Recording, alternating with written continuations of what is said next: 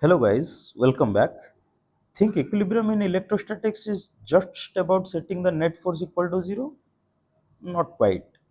Today, we'll solve a few carefully selected problems that reveal the hidden concepts behind equilibrium. Exactly the kind of question that JEE loves to ask. But their first two problems will be of JEE Mains type and have already been asked in Mains. Then the next two will be of advanced level and surely will add depth to your understanding of equilibrium. So let's begin. First, we'll understand different types of equilibrium in different arrangement of charges. Here, let's say I have taken two charges Q and Q, and in the middle I have kept another charge of small q value. Here all three are of same sign. All of them are positive or all of them are negative, but all three are of same sign. In this case, if I displace this middle charge a little bit towards one side along the line joining them, this is the line joining the end charges, right? So if I displace it little bit towards left, think it will go little closer to this left side q, right? So this distance will be lesser. This will try to push it because they have equal sign. It will try to push it. As it is closer, the push will be little bit more. And similarly from the right side q, the distance here will be little bit more. This q will also try to push it, but as the distance increases than before, hence here this push will be little bit lesser. So from right side the push is more, from left side the push is smaller. So in that case net force will be developed towards right. However, in the middle case, if it is kept exactly in the middle, from both sides the forces will be equal and it will be in equilibrium. So here we see, if it stays in the middle, it is in equilibrium, and if we displace it to one side, it tries to come back to its equilibrium position. This kind of equilibrium we say stable equilibrium. But let's say what happens if we do it otherwise. Here the same arrangement is there and we move the middle charge perpendicular to the line joining the two end charges. Here we are moving the middle charge in this direction. So if I shift it a little bit perpendicular to the line joining the two end charges, see this charge q will try to repel it and this charge will also try to repel it, and these two net force by intuition only we can see it will come in this direction. So it is not trying to go back to its original position, rather it is trying to move away from its original position. This kind of equilibrium we say as unstable equilibrium. So here we see when all three charges were of same nature, then along the line joining we saw the equilibrium of the middle charge is of stable nature. But perpendicular to the line joining in the second diagram, we see it is unstable nature. What happens if we have a negative sign in negative charge in the middle? Let's say the two end charges are positive and the middle charge is negative. In that case, at exactly in the mid position, from both side there will be attractive force. So the forces will be in two opposite direction. The left charge will try to pull it and the right charge will also try to pull it, and the distances are same, the charges magnitude are same, hence the forces will be equal. Again it will be in equilibrium. But what happens if we move it little bit to the left? Here if we move it little bit to the left, in that case see this charge will attract it, but the attraction will be more as the distance is closer now, the charge is closer now, so it will attract more. And on this right side the distance is little bit more, so the middle charge minus q it goes little bit farther, hence the attraction will be smaller. Now we can see the net force will be towards left here. So as we have moved it to the left, it is trying further to move away from its original equilibrium position. Again this type of equilibrium is unstable. But if we are moving it perpendicular to its line joining the two end charges, in that case the two end charges will try to attract it, right? Hence the net force will be this way, so it will again try to come back to its original position. So we see here If the two end charges are positive and the middle one is negative, then perpendicular to the line joining, the equilibrium is stable. This concept we have written as statements here. If all three charges are of similar nature, which happens here and here, then along the line joining, equilibrium is stable. This is the example of that case. If all three are of same nature, then along the line joining, this charge, if we displace, it will come back to its original position. Hence the equilibrium is stable. But if the middle charge is of opposite nature, which happens in this case and this case, then perpendicular to the line joining, equilibrium is unstable. So sorry, my mistake. It is perpendicular to the line joining, it will be stable. As we saw here, the two end charges are q, the middle charge is minus q. So in that case, perpendicular to the line joining in this direction, the equilibrium is stable nature. Now let's see the problems that we were talking about in the beginning. Here is our first problem, calculation of time period, and these questions have already been asked in JEE Mains. Let's see through the problems now. Here we are given with two charges and these two charges we are considering as fixed charges. In the middle there is a charge q, mass m, and it will be in equilibrium as we saw just before. The two end charges are kept at a distance of 2L. So the middle charge is definitely L distance from both the end charges. Now it is asking if we give the middle charge a little bit of displacement along the line joining, the equilibrium is stable, right? So in this case, if we displace it further, it will try to come back. So the type of oscillation that we get will be an SHM. If the displacement is small, the SHM will be, the type of oscillation will be SHM. They are asking us to find the time period of oscillations in this case. Now see, we are trying to solve the question. Here we are writing the net force acting on the middle charge then. After we displace it, this distance is closer, right? So initially the total distance was 2L. So we can say the half distance was L each from both sides. Now if we move it to the left by distance x, in that case this remaining distance will be L minus x and this side distance will be L plus x, right? So from the left side charge, the force will be kqq by L minus x square, and from the right side it is kqq by L plus x square, and both the forces will be of opposite direction. From the left side the push will be towards right, and from the right side the push will be towards left. But this push is more, hence it will try to go towards right. See here, the displacement we have given is to the left, but the net force F net is acting towards right. That's why when I am writing F net here, I have given a minus sign, because here x value I have taken as positive, then the direction of force is opposite to the direction of displacement here. That's why I have put minus sign here. So after solving this, see, we see kqq can take common. So 1 by L minus x square minus 1 by L plus x square.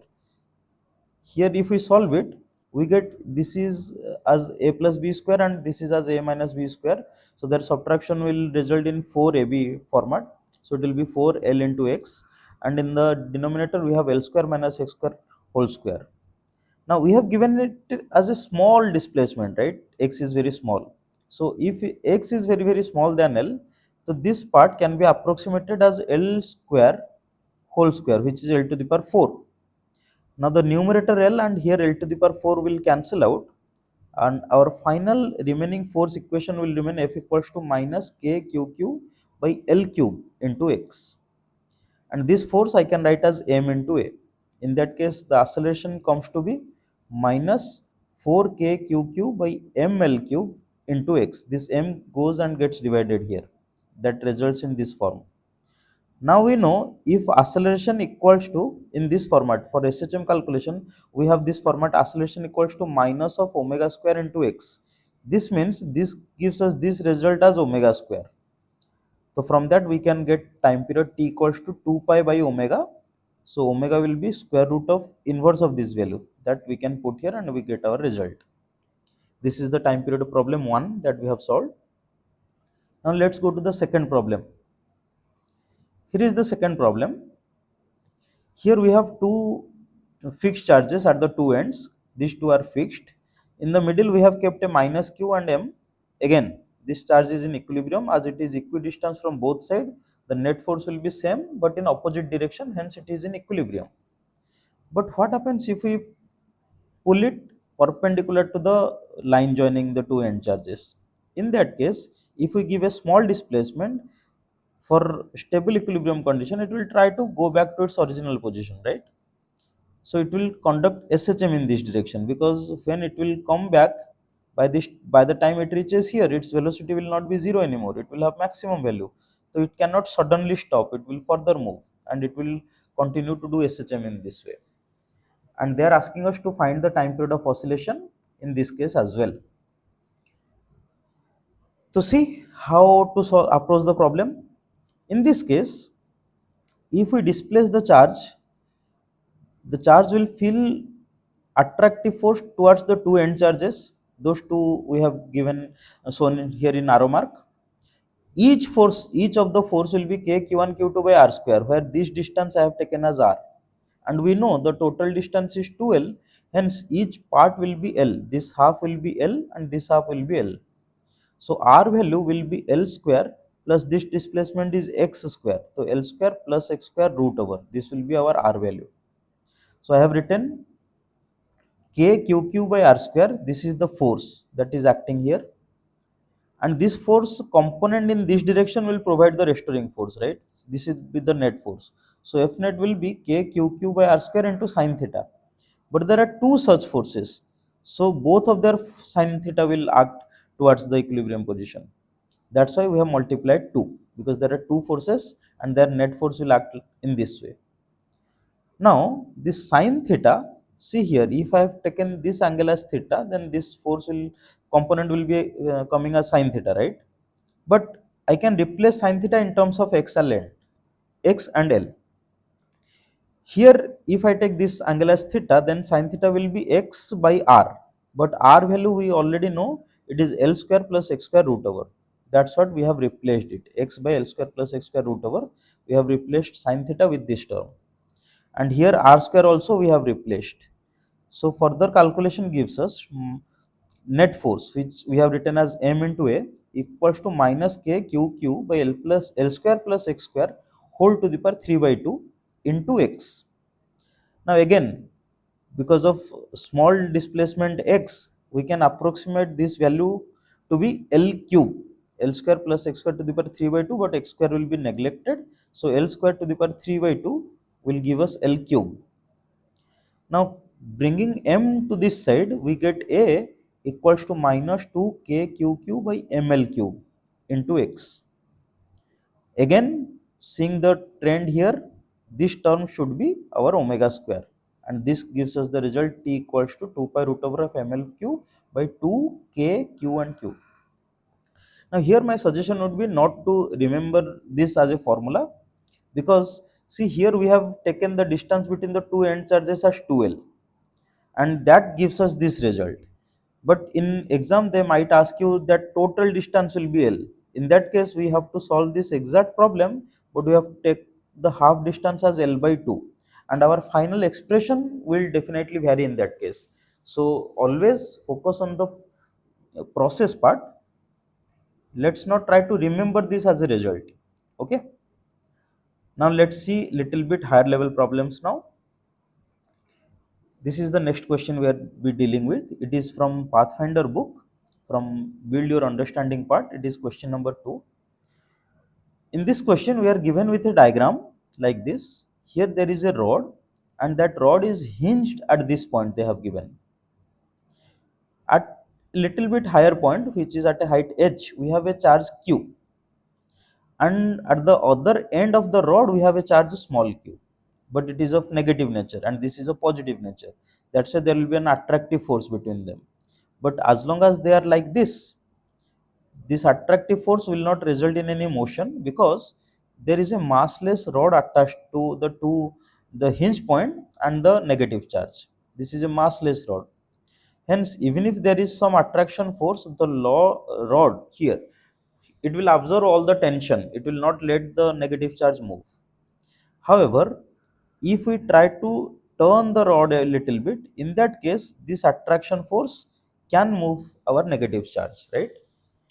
So here the question says, what should be the range of values of mass m, which is this mass they are asking about, so that the rod remains in a state of stable equilibrium, they are saying. Stable equilibrium means if we displace it a little bit, it will again try to come back to its mean position. Now let's see through the solution now. See, here it is saying, if our mass is infinitely heavy, it is too large. So in that case, definitely if we move it a little bit, this mg will be infinitely large, right?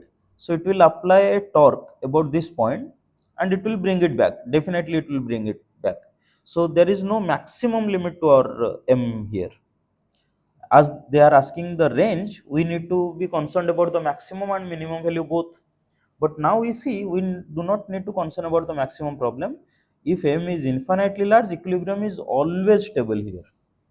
However, to minimum, for the minimum possible value, what we are doing here, let's displace this mass by a small angle theta. From this position, we have displaced it by a small angle theta, and we need to check it should come back this way, right? So if it will come back, then the torque of mg should be more. This mg's torque about this point should be more, as there is another force Fe is also acting, and this Fe is trying to rotate the rod like this in opposite sense. So if our rod should come back to its original position, then torque of mg should be more than torque of Fe, electrostatic force. So that's what we have written here. What is the value of torque of mg here? Mg is acting this way, and from this point, if I draw, this is the line of action of force mg here, and this distance is the perpendicular distance. I have taken this angle as theta and this length as L. So this length will become L sine theta, right?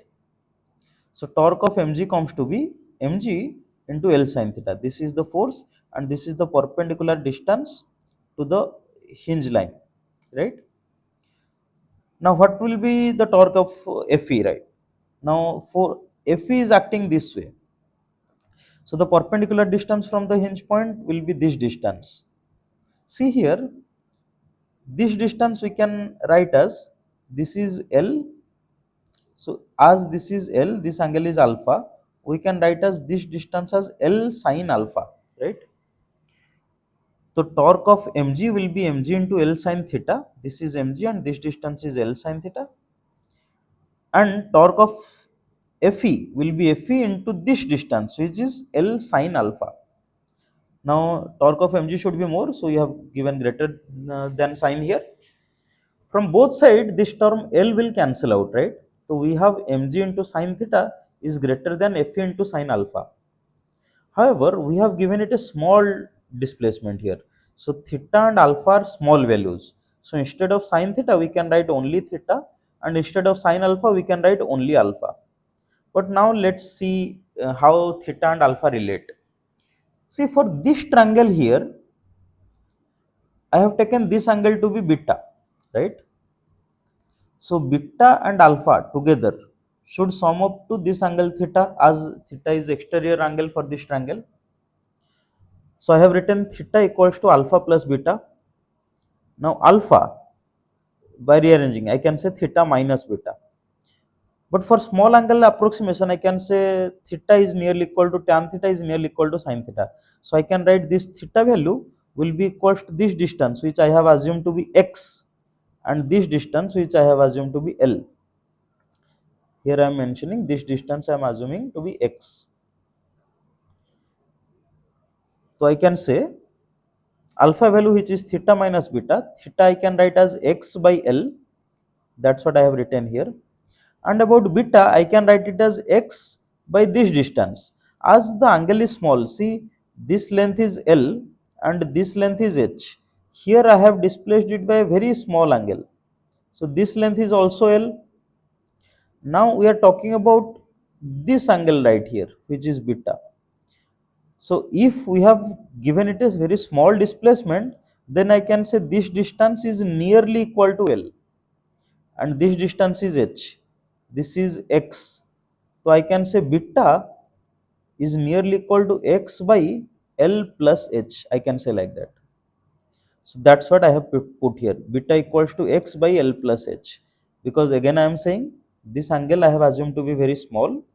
That's why this length and this length are almost same, and I am considering that length as L. Actually it is given as L here, and I have given a very small displacement. So I am assuming it has not gone up far too much. It has gone little bit up. So this distance I am still assuming to be L, and this distance is H. Hence, the angle beta I can say as H, this is L, and this is X. So X by L plus H, this equals beta by small angle approximation. So this is the value of alpha, which rearranging we get Hx by L into L plus H. Now from this equation, sin theta we have assumed to be theta, and sin alpha we have assumed to be alpha, right? So by rearranging, I get m should be greater than Fe by g into alpha by theta. Here alpha and theta values we already know. See, this is our alpha value, and theta value we have assumed to be this theta. We have assumed to be x by L, right? Our theta is x by L. So we are replacing those values. The value of alpha I am replacing here. This value I have replaced here. Hx by L into L plus H. And for theta I have written as x by L. So x by L I have written here. See, this x term here gets cancelled out. The L term here also gets cancelled out.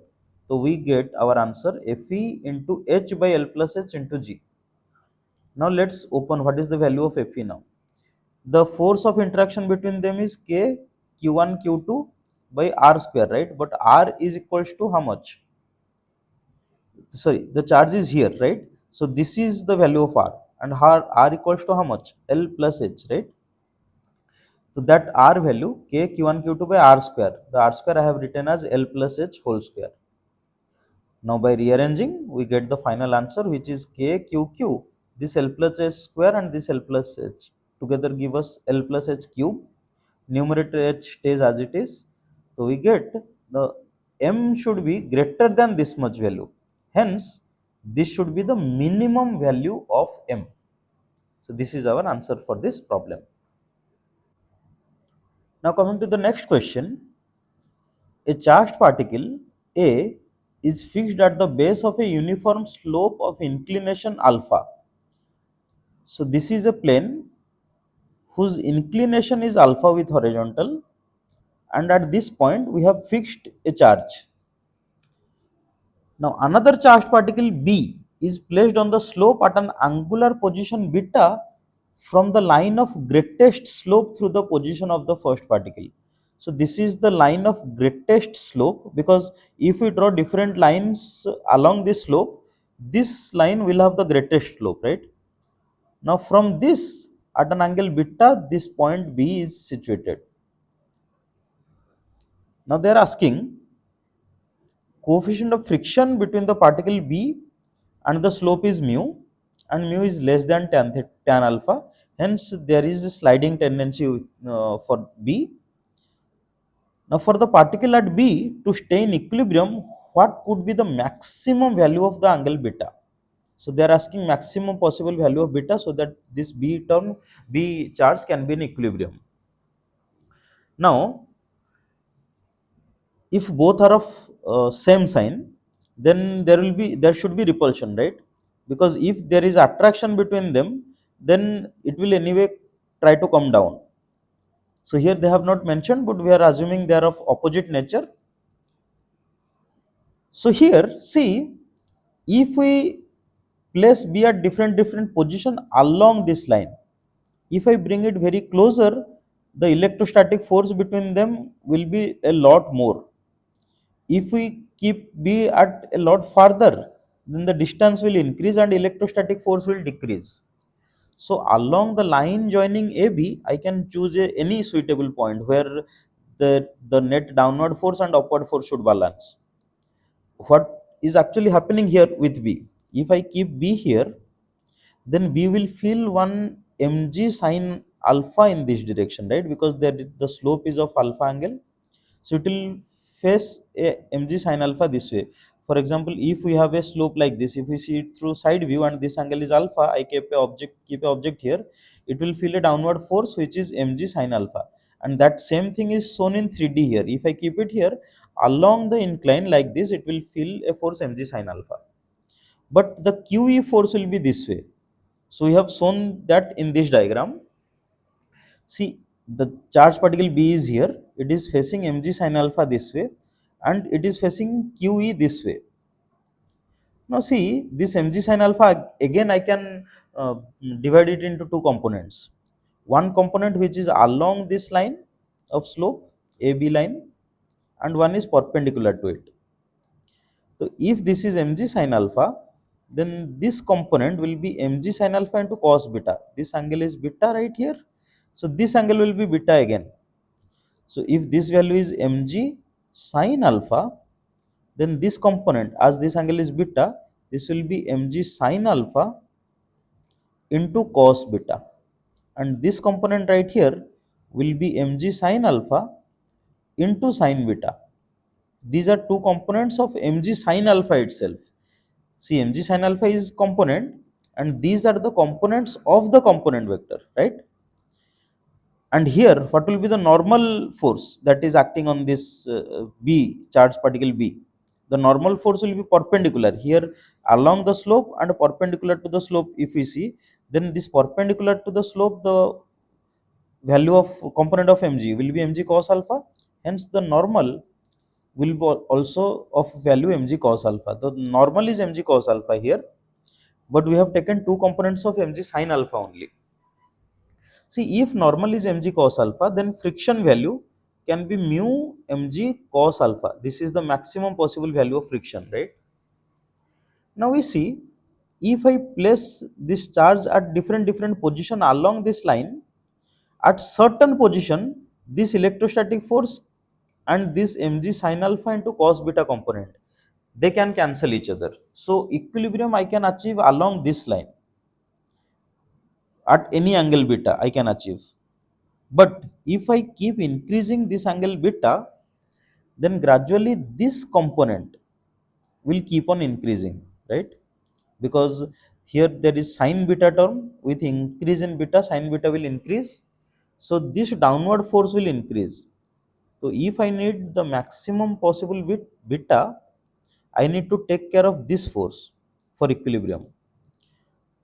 So to balance mg sin alpha into cos beta, this force to balance this force, Fe would be sufficient, but we have to just change the position of the particle and the electrostatic force would be sufficient.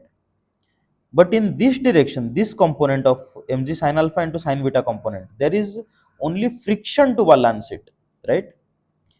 So at different position, friction can have two components to balance, but I am talking about the extreme position. Here electrostatic force can only be able to balance the friction, right? So if I increase beta too much, let's see in this diagram, I have increased beta up to its limiting value, maximum possible value where it will achieve the equilibrium. In that case, this force mg sin alpha into cos beta and Fe here are getting balanced. But who can balance this mg sin alpha into sin beta component? Only friction can balance, right? And friction's maximum possible value is mu into n, and n we know here is mg cos alpha. So that's what we have written here, mu into mg cos alpha equals to mg sin alpha into sin beta.